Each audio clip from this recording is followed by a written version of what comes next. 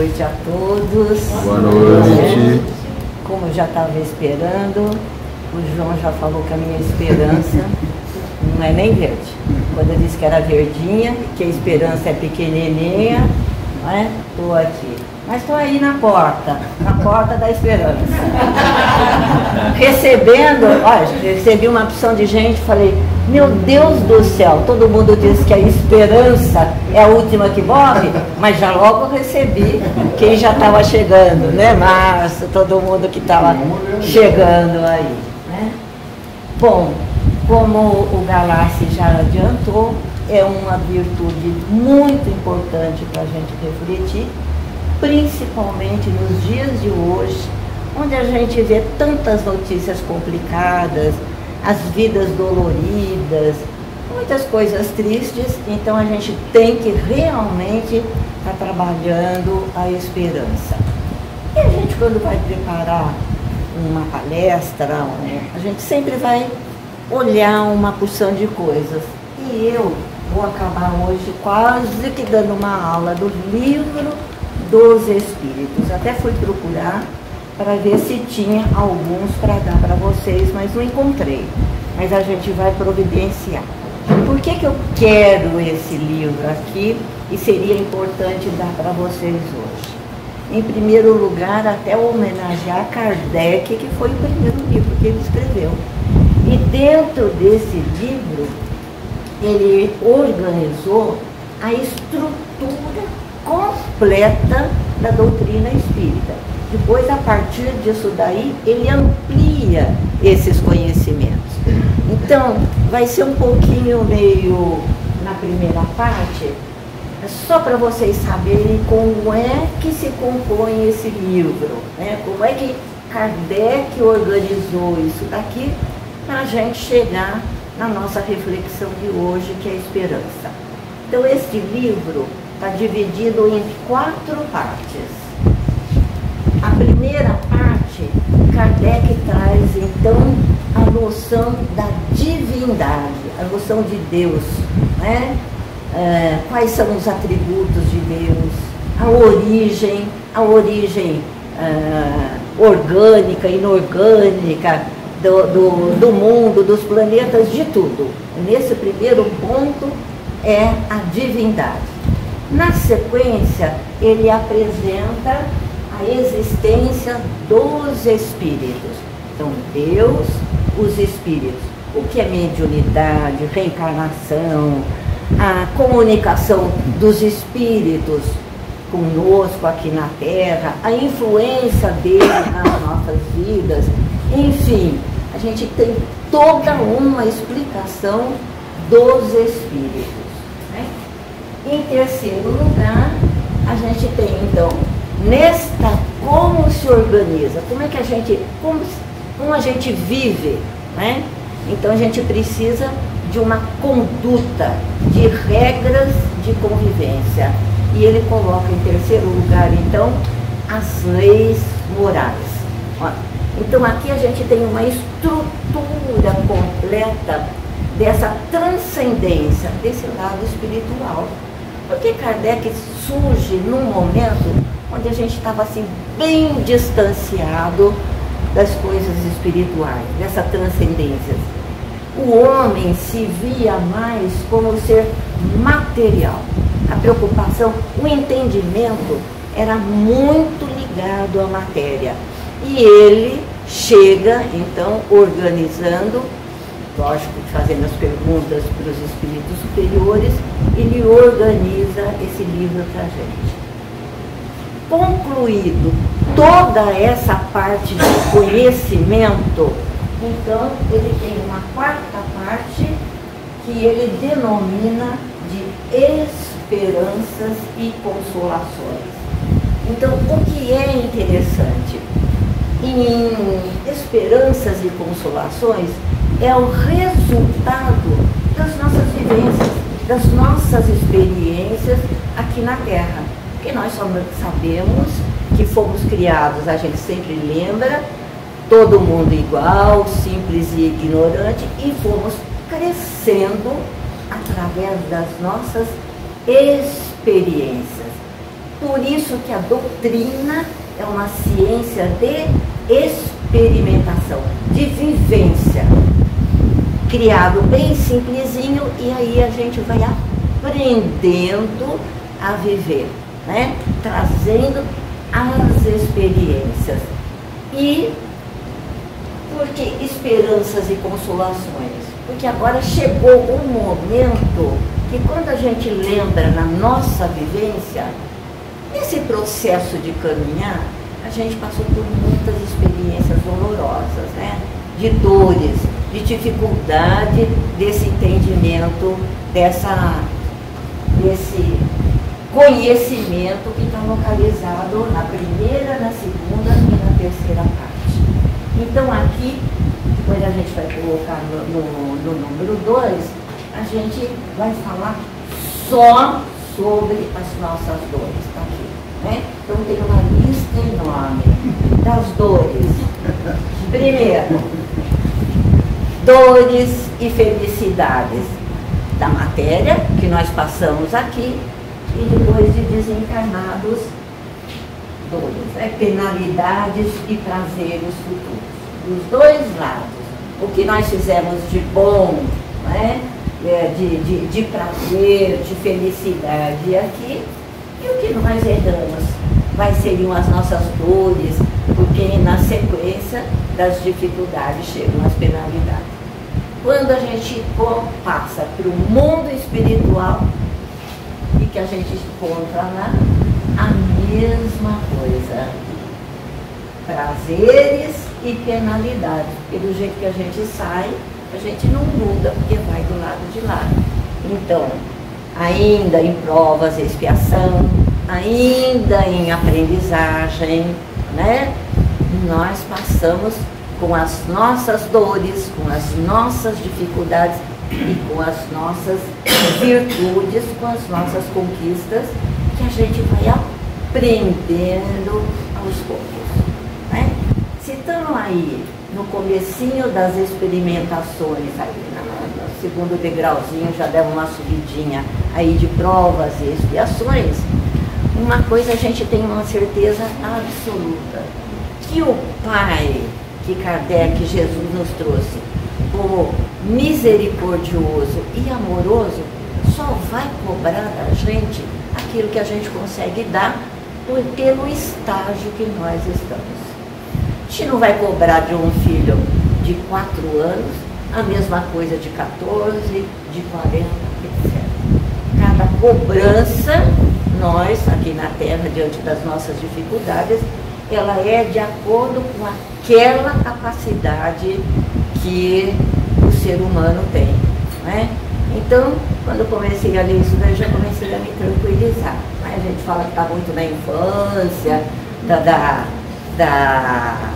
nossa espiritualidade, quem sabe ainda a gente tem uma chancezinha quando ir para o lado de lá, um entendimento meio, não tem diferença, porque a lei é a lei, mas, né, tudo depende de um agravante, de intencionalidade. A nossa intenção era boa, eu quis fazer daquele jeito, era mais ou menos, então o Pai misericordioso, a cabra, os outros que não, mas isso é uma ideia minha feminina, de mãe, dá jeito, né? O Pai, a gente não passa, a gente passa pelo caminho da Mãe Santíssima e ela olha a gente e a gente devagarinho temos essa esperança, né, que a gente vai ter condições sempre, porque a doutrina nos mostra que a gente tem condições da gente estar resolvendo, lógico, e bem devagarinho. Por que tem reencarnação? Vai e volta, eu estou conformada, já estou me preparando para voltar, né? Vai e volta porque você vai, leva as dificuldades que ainda tem, dá uma melhoradinha e a reencarnação, novas oportunidades para fazer diferente quando a gente retorna, né? Então, ir para o mundo espiritual, embora a gente vai ter aqui uma coisinha meio complicadinha, a gente, difícil de enfrentar, a gente vai nessas expectativas, né, de que já levou alguma coisinha na bagagem, como diz a Patrícia, na sua maletinha de retorno, é ou não é, seu caminho? Leva na maletinha as coisas boas que a gente acabou fazendo aqui, né?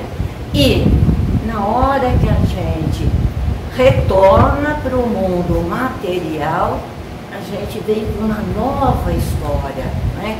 Com novas expectativas, justamente para ajudar a gente a melhorar naquelas dificuldades que tivemos na nossa vida anterior. Por isso que a reencarnação, ela tem que ser encarada, mesmo assim, o professor de escola vai acabar pensando em escola. A passagem de um ano para o outro é um processo natural. Eu quero chegar até a faculdade, eu quero crescer, a nossa origem é a simples, mas nós estamos fadados a ser felizes e caminhar até a espiritualidade maior, né? Mais puros. Então, nesse caminhar, nessa procura da felicidade, a gente então necessita dessa reencarnação. E quem nos ajuda muito, muito, muito nesse momento são os esclarecimentos que a gente vai encontrar em toda aquela divisão do Livro dos Espíritos que eu falei para você, na primeira, na segunda e na terceira parte. A quarta parte que eu disse, olha, só tem dores aqui. Felicidade e infelicidade relativa, né? Porque a gente já sabe que felicidade maior não é ainda para a gente tem pontos de felicidade, né? Relativa, um pouquinho aqui, um pouquinho ali, para dar uma alegradinha. Perda faz parte, né? Para a gente, nesse processo de ir e vir. Decepções também, nós também decepcionamos. Ingratidão, né, da gente dos outros da gente. As afeições destruídas, uniões antipáticas, né?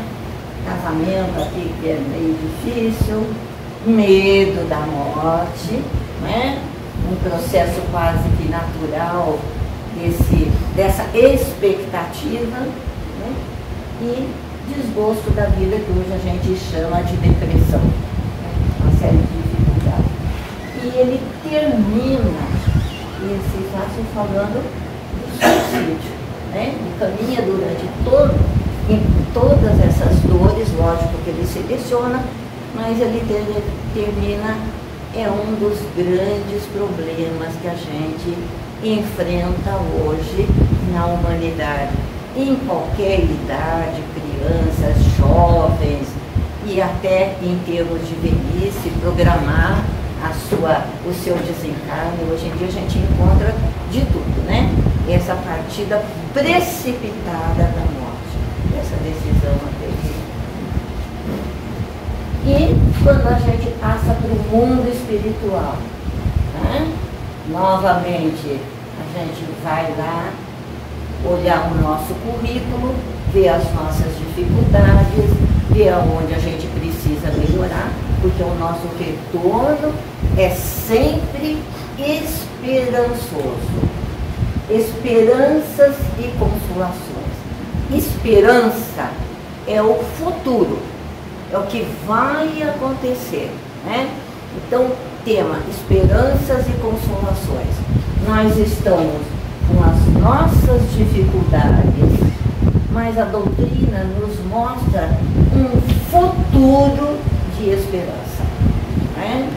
E essas dores todas aqui, elas são consoladas, né, pelas orientações que a gente acaba recebendo. Então Kardec, ele foi brilhante nesse primeiro livro, quando ele conduz usando esse esquema, usando esse raciocínio, daí a gente, eu ficar assim bem presa no livro dos Espíritos, caminhei mais dentro desse sentido.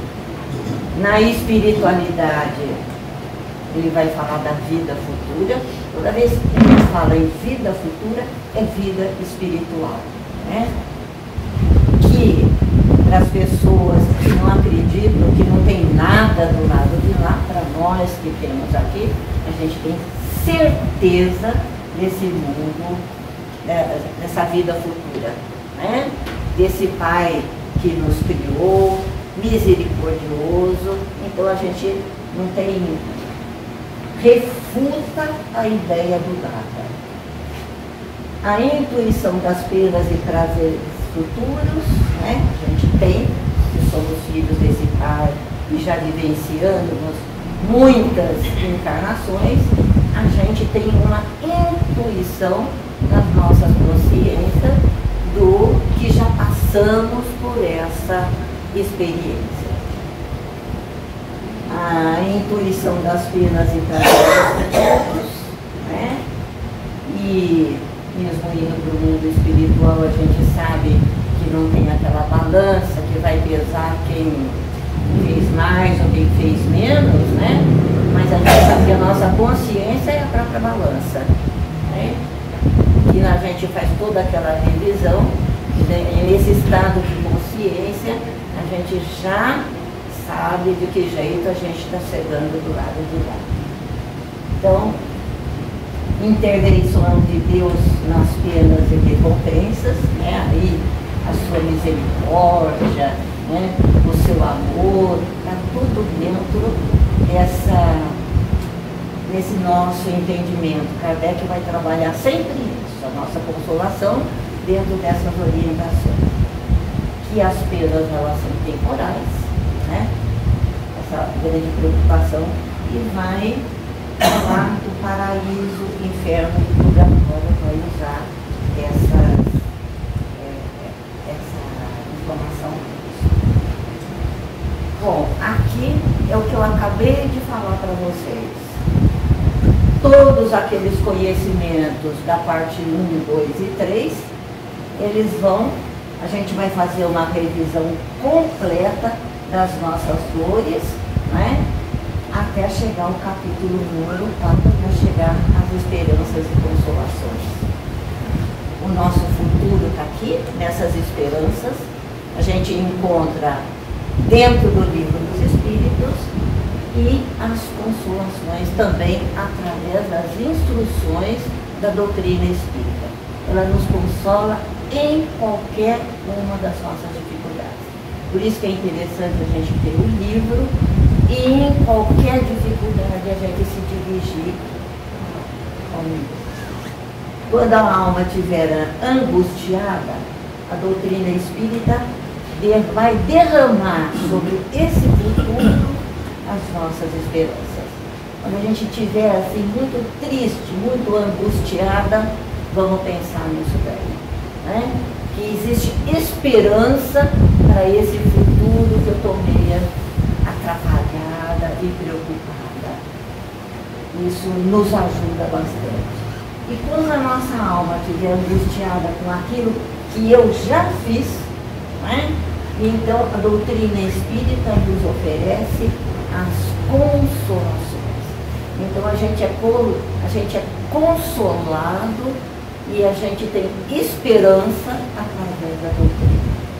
Ela veio nos trazer informações espirituais, transcendentais, para a gente mudar o sentido das nossas vidas, que estava muito voltado para o nosso lado material. Muitas preocupações materiais. Então eles começam a mostrar que isso daqui passa, que isso é uma etapa, né? A gente tem visto que a gente tem insistido muito aqui nas palestras que nós somos espírito. Então vamos nos preparar para essa dificuldade para falar. Para esse mundo espiritual. Então, foi um desafio.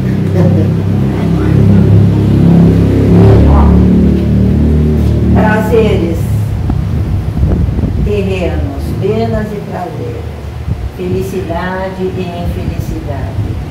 Quem tem felicidade plena, dificilmente a gente vai encontrar. A gente vai encontrar momentos de felicidade. E na hora que a gente estiver muito infeliz, vamos lá pegar o livro dos Espíritos e vamos fazer aquela pergunta. E tanta infelicidade, né? E a felicidade é relativa. Como eu posso ser feliz? Né? Então, a gente tem uma resposta aqui meio resumidinha, que são 3 elementos. Olha, vocês vão se preocupar só com o necessário. E quando a gente se preocupa com aquilo que é necessário, parece que dá uma acalmada na gente em termos de vida material. Porque não está escrito lá, olha, o que é necessário? Necessário são 10 sapatos, 5 bolsinhas da Chanel, batomzinho de não sei, não está escrito nada disso daí. É cada um que vai, dentro da sua consciência, ver o que é necessário. Porque sem alimento, sem a gente poder viver e sem determinadas coisas necessárias, a gente não consegue sobreviver. Todo mundo tem necessidade do necessário, né? Preciso de um lugar para morar, mas não preciso de 1000 metros quadrados para pôr a minha caminha ali do lado. Necessário, quanto é para vocês, pai? Consciência tranquila. E eu fiz tudo que eu devo fazer, que uma pessoa de bem, né? Respeito o outro, não falo mal, não tenho ciúmes, não sou egoísta. Se eu tenho tudo isso daí, cuidado. Né? Se ainda tem uma série de dificuldades nesse sentido, então a gente dorme tranquilo e esquece de ver que está todo mundo embaixo d'água lá no Rio Grande do Sul, mas aqui está tão sequinho que eu também não estou tão emocionada pro lado de lá. A minha consciência está tranquila e eu estou fazendo certo. Eu não estou sensível ao problema dos irmãos, não estou sendo fraterno com aquela dificuldade, até para fazer uma oração, ou fazer uma campanha para mandar coisa do lado de lá. E fé no futuro. Isso é essencial, que a gente se apegue a uma fé. Porque quando a gente está muito infeliz, a gente diz assim, Deus é o meu Pai. Eu peço que Ele me dê forças para eu enfrentar. Então, essa noção que a gente sempre deve procurar é essa proteção desse Pai misericordioso. Essa proteção à medida que eu cumpro com os meus deveres. Né? Então, a gente vai encontrar sempre respostas. Qualquer pergunta que a gente tiver aqui, por desgosto pela vida, hoje muita depressão do tempo. Então a gente vê que tem um distanciamento das religiosidades, né? Que as pessoas estão insatisfeitas, né? Não tem aquele consumo que gostaria de ter, né? A consciência, às vezes, você está tão voltado para você, nas suas dores, que você não consegue se abrir um pouquinho mais para olhar do outro. Né? Porque a gente tem sempre orientação. Fazer o bem para o outro te tira de dentro dessa concentração de dificuldade. Perda de entes queridos. Né? Então ele vai ter um capítulo lá para falar sobre essas perdas. São reencontros, né? Uma hora é um que vai, depois somos nós, alguém esperando, a gente indo, tentando pensar nesse sentido, que não é uma perda, a gente tem assim uma ausência, como a gente tem do filho que viaja, que mora longe, que tem dificuldade de ir. Mas a gente sabe também pela doutrina que através dos sonhos existe reencontro. Né? Então, existem através dos médiuns. Às vezes a gente tem uma notícia, né, pedindo para a gente orar alguma coisa. Então a gente encontra na doutrina a consolação. Então vamos ter esperança nesta doutrina que nos consola tanto, né? O medo da morte, está ouvindo também? Medo da morte. Quando eu ficar preocupada com isso daí, tem que pensar o seguinte: a pessoa não vai desaparecer no espaço, aí vai, acabou. Existe a imortalidade. A gente vai com a bagagem boa que conseguir levar e vai replanejar logo na sequência, não é? O retorno, não é? Desse jeito, né? Rapidinho. Já vai preparando daí. A partir desse quadro da criatura, né, que a gente falou assim, que é um problema complicadíssimo em todos os países que têm padrão de vida bom, vida confortável, social, tudo isso. Por que tem tanto suicídio também nesses lugares? Então é uma pergunta que o livro vai estar explicando, né? Esse distanciamento está muito materializado e de repente, não tendo tudo aquilo que tem uma ausência, às vezes uma melancolia, como se faltasse alguma coisa, e aquela coisa material não é o suficiente para que a gente sinta feliz, né? Então nós aqui estamos tendo a chance de trabalhar todas essas informações e procurar o consolo. A gente sabe que às vezes a gente não tem energia para tudo isso daí, então procura o centro, vem fazer leitura, vem fazer estudo e vem procurar alguém que possa ajudar também, né? Olha, essa é a mais complicadinha quando a gente vai do lado de lá, com uma mala bem levezinha, porque não conseguiu levar muita coisa, né? Porque é consequência do nosso comportamento terrestre, né? Como é que nós estamos vivenciando para a gente chegar do lado de lá, né?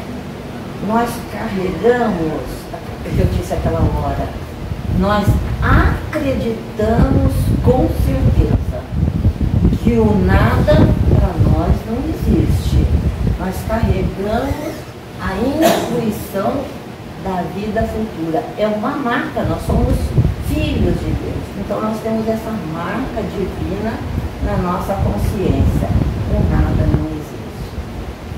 A ideia da eternidade nas penas futuras, durante muito tempo, elas foram usadas, porque vamos pensar que até o nosso pensamento ele caminha conforme uma evolução. Naquele momento onde a gente estava mais ligado à materialidade, a ideia que mais predominava era até para controlar nós como seres humanos, para manter, né, sobre o domínio das pessoas de mais poder, era usado a ideia de penas futuras, de inferno, né? No campo da arte, a gente vê fotos horrorosas, né? Se você fizer coisa errada, você vai para o inferno. Então aparece aquele inferno de fogo, de 1000 coisas complicadas. Eu lembro que eu tinha lá em casa uma foto, tinha bastante coisinha de anjo da guarda, e o inferno tinha uma balança. Se você estava tudo bem, a balança estava, se não estava, descia, embaixo estava cheio de diabo, de coisa. Então a gente, criança, via aquelas figuras, a gente ficava apavorada, porque não era a ideia de você vai, olha o foguinho e depois retorna. Era um lugar eterno, você ia ficar no fogo do inferno. E eu sempre conto que já está melhorando a história, porque eu era menina e a gente fazia o catecismo. Qualquer coisinha, eu pulava no carnaval. Então, vai vai sofrer no fogo do inferno, porque foi no carnaval. Eu saía da igreja apavorada, sentindo o calor do fogo do inferno, porque não ia sair de lá. Minha mãe levava no Dr. Borja. Chegava lá, o Dr. Borja dava medicação, não sei o que, não sei o que. Bom, no ano seguinte eu ia no carnaval. O fogo do inferno não atrapalhou muito, porque o Dr. Borja Cardoso curava, minha mãe falava que não tinha inferno, e aí, mas os missionários que apareciam me convenciam de que eu ia mesmo para o fogo do inferno. No segundo ano também ia outra vez o Dr. Borja Cardoso, até que a minha mãe cansou. Não tem inferno, você vai no carnaval e tudo bem. Quer dizer, mesmo falando de penas eternas, horrorizando todo mundo, né? A gente via que esse peso também não funcionou tanto para estar melhorando as pessoas desse jeito, né? Por quê? Depois a gente vê uma literatura, até Divaldo Franco faz uma palestra bonita, falando, se a pena contra Deus, por exemplo, eu fiz alguma coisa que, diante das regras, eu descumpri alguma orientação do pai. Já tem que ser uma pena máxima. Eu tenho que ir para o inferno e ficar lá sempre, sempre, sempre. Se a penalidade, eu fiz uma coisinha pequenininha, eu briguei com meu irmão, eu também não tinha chance. Eu ia para o inferno do mesmo jeito, né? Qual era a grande preocupação? As mães que iam para o céu e os filhos que estavam no inferno. Então o Divaldo mostra, né, numa das palestras, a mãe decidindo retornar para acompanhar o filho e porque ela queria orientar. Então essa ideia do fogo eterno, ela também vai perdendo toda aquela força que ele tinha, porque graças a Deus chega Jesus nesse movimento e já fala do perdão. Aquelas penas que nos levavam para o fogo, Jesus diz assim, olha, ele fez, perdoa, né? Ele não tinha essas intenções, então Jesus começa a mostrar um novo olhar sobre aquelas penas que nos davam tanta dificuldade e que nos levavam para esse fogo inferno. Então, de todos os sofrimentos, o pior de todos eles era essa ideia da eternidade. Ou você vai para o céu eternamente, depois cria-se a ideia do purgatório, que é uma chancezinha, também você fica eternamente, e o inferno eternamente. Isso era um pavor muito mais do que propriamente as outras dificuldades. Então, à medida que vamos evoluindo, vamos nos libertando das ideias das penas eternas. Então, olha, esperança, né? Não é mais pena eterna. A gente vai, fica um tempinho, a gente está estudando no nosso lar, então fez uma coisinha, está lá no umbral, outro está meio procurando informação, está meio perdidinho, aparecendo quinta-feira aqui perguntando, onde é que eu vou? Me ajude, pedindo ajuda. Então, passando por dificuldades para poder entender direitinho o que está acontecendo, né? Aí, vamos aqui, para a gente não perder a esperança. Por mais que a vida está complicada, vamos caminhar aqui, ó. Tudo passa. Pode demorar bastante, pode demorar até uma encarnação. O poder curativo do tempo não tem tempo. Para isso são 2 meses, 4 meses, não tem isso, né? Vai depender muito do nosso caminhar aqui dentro, né? Esse tempo aqui, para tudo passar. Tudo que nós passamos, as coisas boas, as coisas ruins, tudo é aprendizagem, tudo é pedagógico, né? Tudo tem um poder para educar. Vamos eliminar a palavra culpa, que nós a gente cai naquele período que me deu tanto medo, né? Se a gente começa a falar muito em pecado, em culpa, olha, você fez isso, sabe que você vai para as trevas, lá naquele lugar? Senão fica como se fosse na época dos castigos eternos. Não podemos esquecer esperanças e consolações. tem um código penal da vida futura? Tem. Você tem que, é culpado, tem que se arrepender, tem que passar por todo aquele processo. Ah, eu lembrei mesmo, estou culpado nisso daí, mas depois a gente vai ter acertar isso daí, né? Então também existe esse código, né?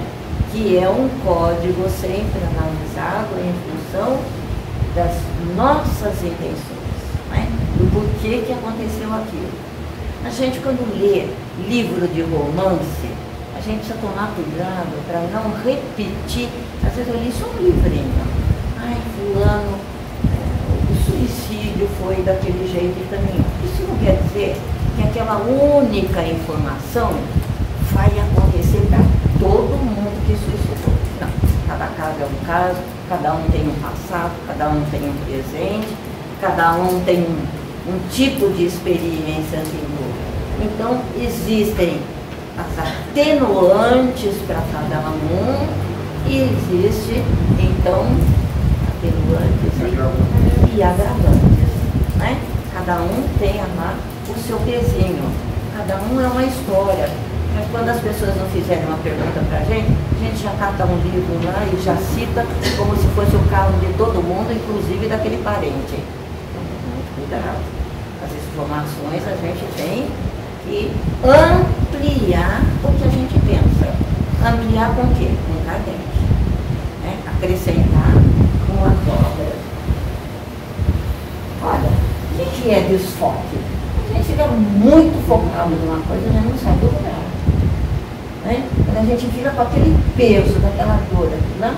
A gente tem que procurar, através de leituras, psicólogo, psiquiatra, atendimento espiritual, tudo que for possível, a gente começar a receber orientações, a gente começar a fazer o bem e tirar aquele foco daquele problema que a gente tem. A gente só fica pensando eternamente que o mundo não caminha, que hoje as coisas estão do jeito que estão. Ai, por que isso, por que aquilo? Meu Deus do céu, se eu ficar focado no mundo de hoje, eu saio de casa, né?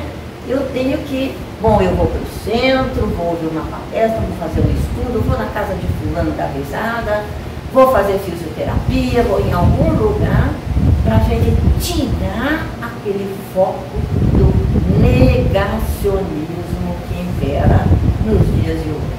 É falso, não é falso, é isso, é aquilo. O que preocupação excessiva, nós precisamos recuperar isso daí, perseverar nas coisas boas, olhar tudo com muita gratidão, conversar com pessoas inspiradoras. Olha, eu fiz errado aqui, ó. Sabe aquele negócio? Cortella, né? Outro dia estava ouvindo uma palestra dele com o Rossano Klinger, os dois fizeram um livro junto, As 4 Estações. Me chamou a atenção de 3 pontinhos, esperança. E depois o Cortella, nessa entrevista, ele faz um trabalho, olha, ele hoje está assim na mídia, em um dos primeiros lugares. Ele é chamado no Brasil, fora do Brasil, né? Em todos os setores ele é chamado para fazer essas palestras que trabalham muito em cima da esperança. Ele é uma pessoa assim, muito da esperança. Ele fez um trabalho numa prisão, numa penitenciária.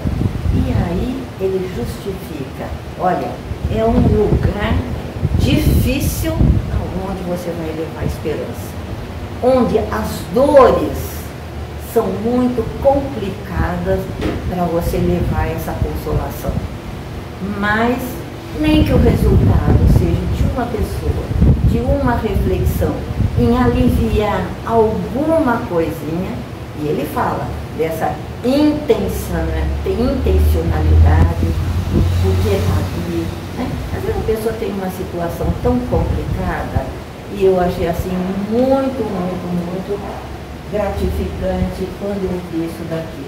E ao mesmo tempo que ele fala do presídio, Papa Francisco, no dia 28 de abril, faz uma visita para uma penitenciária ali em Veneza, penitenciária feminina, aonde existe um projeto de juntar a arte, né? No caso era pintura, a arte com as dores das encarceradas, né? E eu até trouxe para falar que tinha uma, para não esquecer, para não falar Sônia Borges, é Sônia Gomes, viu, Sônia? Minha preocupação, eu acabei falando. Ela, a pintura dela, baseada nessa inspiração, artista conversando com as prisioneiras, né? E o Papa Francisco passando toda essa esperança, toda essa coisa. Então, o quadro que ela pintou era um olhar no alto. Tinha um varal desenhado, as roupas coloridas das penitenciárias, e essas roupas, elas tinham um formato de um casulo. E o casulo identificando as dores pelas quais nós e elas passavam. E o casulo colorido sugere uma transformação numa borboleta futura, livre, consolada, aberta pela vida. E o que o Papa Francisco fala é uma coisa maravilhosa. Por isso que quando converse com pessoas inspiradoras, elas estão em todos os lugares. Eu falei do Cortella porque ele chamou a atenção, e do Papa Francisco porque os dois estavam falando sobre esperança. Então, agora deixa eu pegar meu óculos só para ler para vocês que bonito que é, porque eu não sei falar desse jeito bonito do jeito que está escrito aqui. Aquela mostra de arte que existia chama Com os Meus Olhos. É um encontro de artistas, né? E as prisioneiras. A obra é da Sônia Gomes, e o Papa Francisco diz o seguinte: todas têm uma dignidade que nós precisamos abraçar. Então chega com aquele sentido do aconchego, trazendo esperança para aquelas almas doloridas. Olhar para o alto, onde estão penduradas as roupas das encarceradas, reunidas em tecidos coloridos, que em seu formato lembram os casulos das lagartas, que um dia se transformarão em borboletas. Nossas esperanças e as nossas dores são destinadas a uma metamorfose. Para nós isso, né? O casulo, que são os nossos problemas, podem gerar borboletas, se acreditamos, se viemos com fé e com esperança. Fé é a mãe da esperança, né?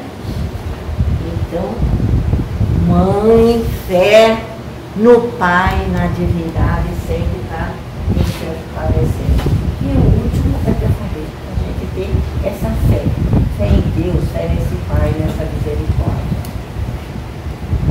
Pois, eu não podia deixar de falar da área da educação, Paulo Freire, né?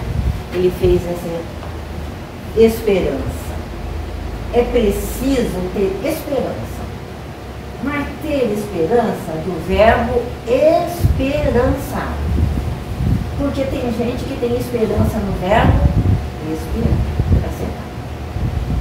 E esperança no verbo esperar não é esperança. Espera. Esperança é se levantar. Esperançar é ir atrás. Esperançar é construir, é não desistir, é levar adiante, é juntar-se aos outros para fazer de outro modo. Paulo Freire foi um grande inspirador da educação. Ele vem dessa pedagogia que orientou o Kardec de Pestalozzi, Ele foi, quando menino, o pai espírita, embora ele esteja servindo a religião católica no caso da mãe, mas ele sempre lia os livros espíritas, inclusive em francês, como o pai, né? Então vamos dizer que quando ele escreve essa poesia, tem muito desse coração. E eu acho que eu cresci como profissional trabalhando na pedagogia do Paulo Freire, que é a pedagogia do amor.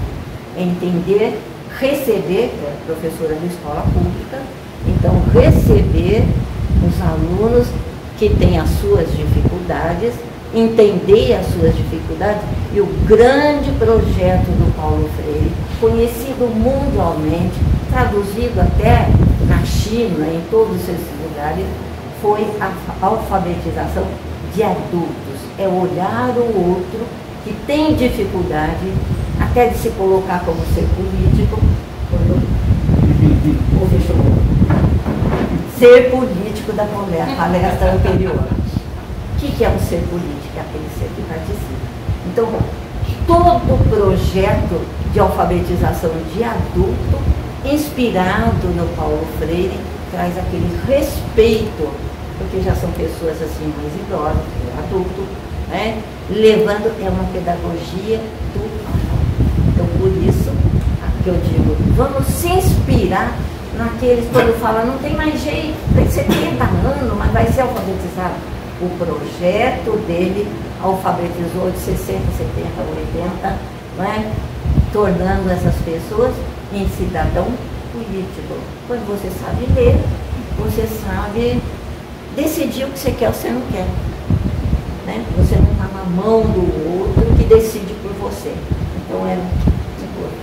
E para encerrar o número 9, é só essa reflexão. Né? Para nós agora. A nossa experiência atual agora. Precisaremos enfrentar, com certeza, a gente sabe que está enfrentando mares difíceis, das dificuldades, segundo as nossas necessidades. Não é aquilo que eu mereço, é aquilo que eu necessito. Mas confiantes na justiça divina. Está chegando, precisamos enfrentar, porque tem atrás disso daí a justiça divina. Né? Jesus já disse que não nos deixará órfãos, ele está aqui. Né? Ele está sempre presente nesses ensinamentos que a gente acabou de refletir. A esperança torna a vida real. Precisamos úteis, ação, olha. Esperançar, não é ficar sentado, é agir nas transformações do mundo melhor. Transformação pessoal, nossa, da nossa casa, do nosso grupo, do nosso centro. Né? A civilização não está pronta, a paz não está dada. Temos que reconquistar diariamente em nossos corações, em nossa sociedade. Nós estamos felizes hoje aqui, né? Refletindo, rezando e gratos por esse momento tão bom que está acontecendo aqui. Tem gente que está refletindo, agradecendo por uma bomba que não caiu na sua casa essa noite. De tantas guerras que a gente tem visto acontecendo por aí. Né? São centenas, porque só aparecem aquelas onde o país é rico, a bomba é melhor, ataca mais. É isso que a gente fica conhecendo pela mídia. Mas naqueles lugares pequenininhos da África, onde tem aquela briga entre tribos de um lado para o outro, eles estão agradecendo a sua divindade, cada um na sua divindade, pelo alimento que está chegando, pela água que tem ali e pela bomba que não caiu ainda naquela noite. Então, sempre gratos, sempre inspirados e uma boa reflexão para todas nós.